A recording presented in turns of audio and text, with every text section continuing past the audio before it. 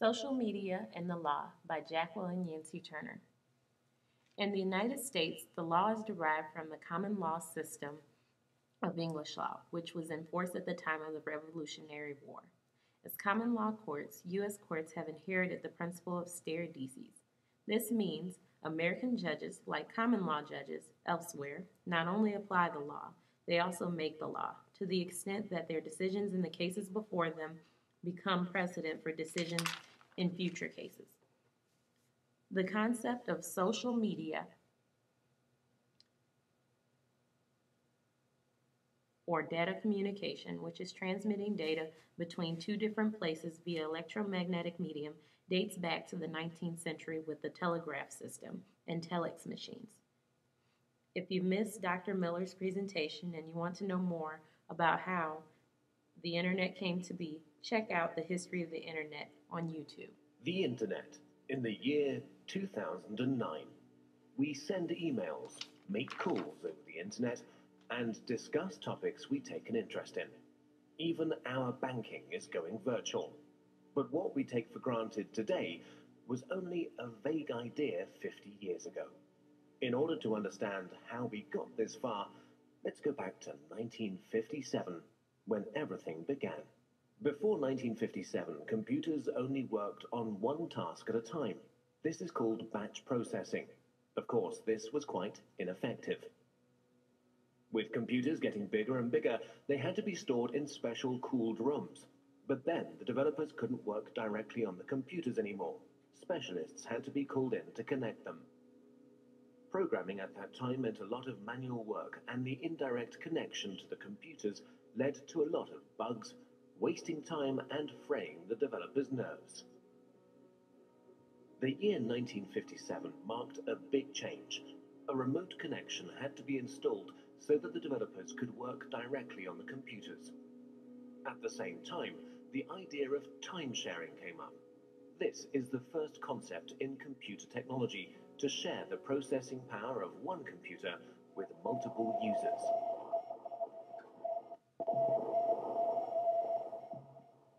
On October the 4th in 1957, during the Cold War, the first unmanned satellite Sputnik 1 was sent into orbit by the Soviet Union. The fear of a missile gap emerged. In order to secure America's lead in technology, the US founded the Defense Advanced Research Project Agency in February 1958. At that time, knowledge was only transferred by people. The DARPA planned a large-scale computer network in order to accelerate knowledge transfer and avoid the doubling up of already existing research. This network would become the ARPANET. Furthermore, 3 other concepts were to be developed, which are fundamental for the history of the Internet. The concept of a military network by the RAND Corporation in America. The commercial network of the National Physical Laboratory in England. And the scientific network Cyclades in France. The scientific, military, and commercial approaches of these concepts are the foundations for our modern Internet. Let's begin with the ARPANET, the most familiar of these networks. Its development began in 1966. Universities were generally quite cautious about sharing their computers. Therefore, small computers were put in front of the mainframe. This computer, the interface message processor, took over control of the network activities, while the mainframe was only in charge of the initialization of programs and data files. At the same time, the IMP also served as interface for the main. This was also called IMP Subnet. For the first connections between the computers, the Network Working Group developed the Network Control Protocol. Later on, the NCP was replaced by the more efficient Transmission Control Protocol. The specific feature of the TCP is the verification of the file transfer. Let's take a short detour to England. Since the NPL network was designed on a commercial basis, a lot of users and file transfer were expected. In order to avoid congestion of the lines, the sent files were divided into smaller packets, which were put together again at the receiver. Packet switching was born.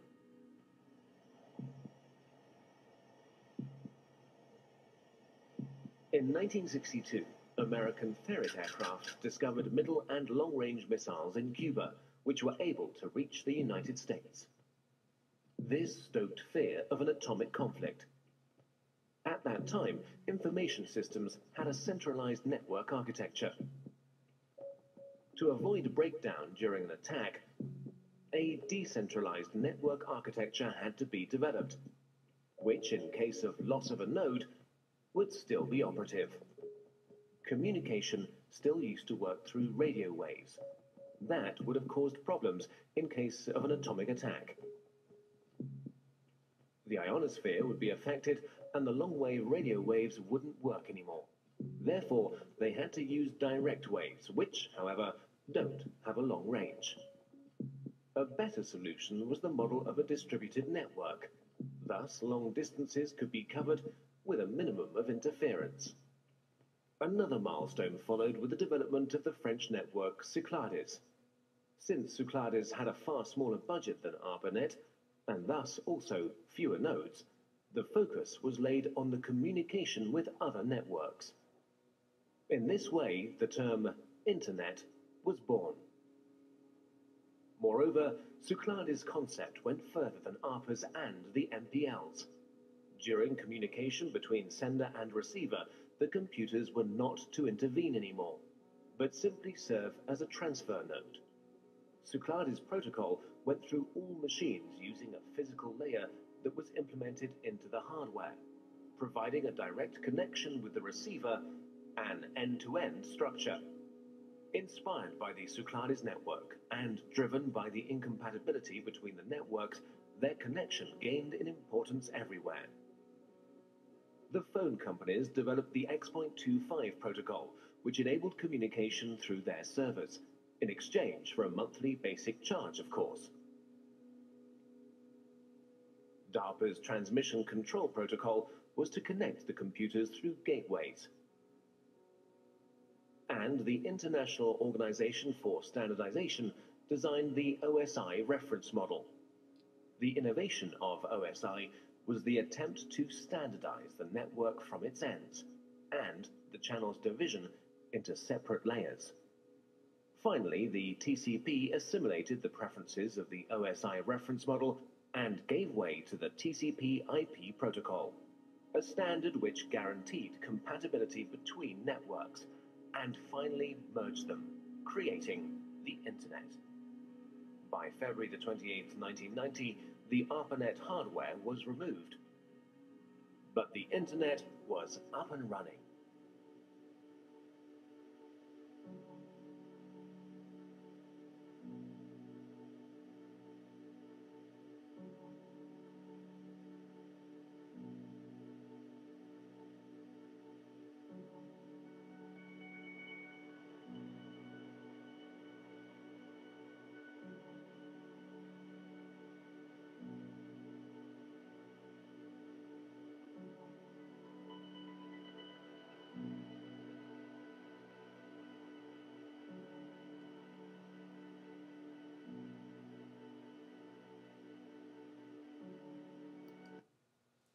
Social media and the law are essentially a Corvette and a hover-round.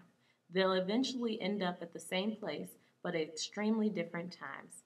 As mentioned at the beginning of the video, the law is based on precedent.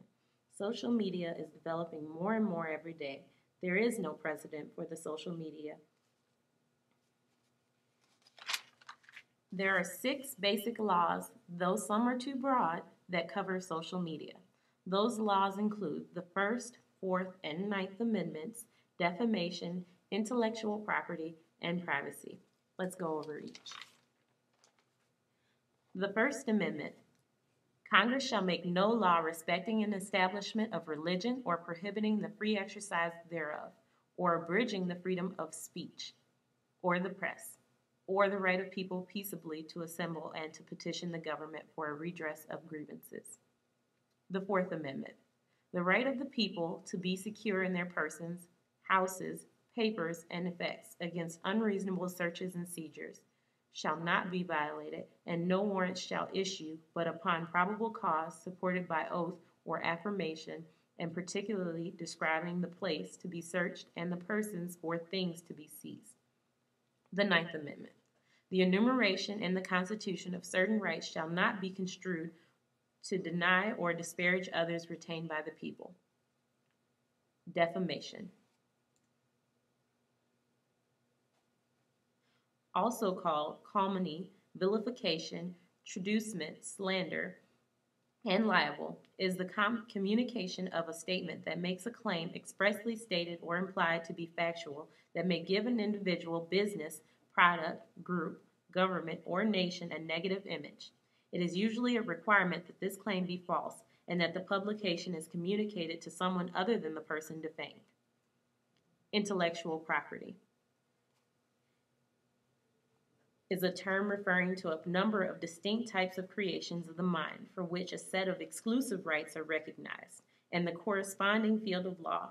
Under the intellectual property law, owners are granted certain exclusive rights to a variety of intangible assets, such as musical, literary, and artistic works, discoveries and inventions, and words, phrases, symbols, and designs.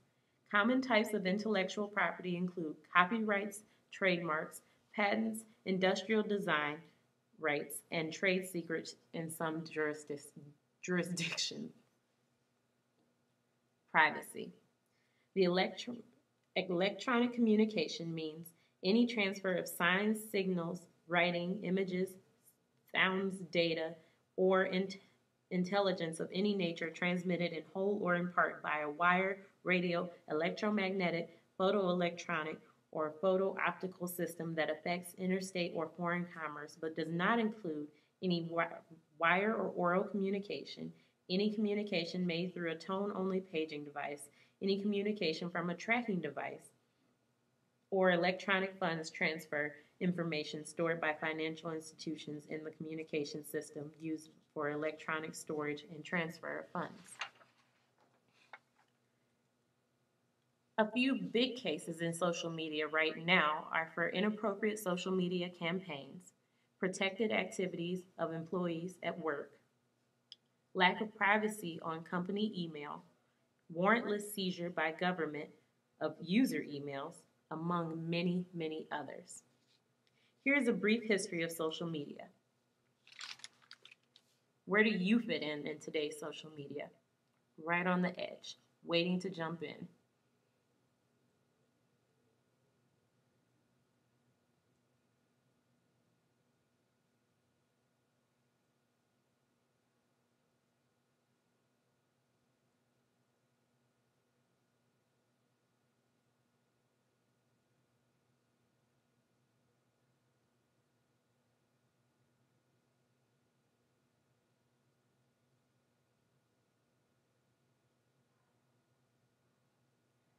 Social Media and the Law by Jacqueline Yancey Turner.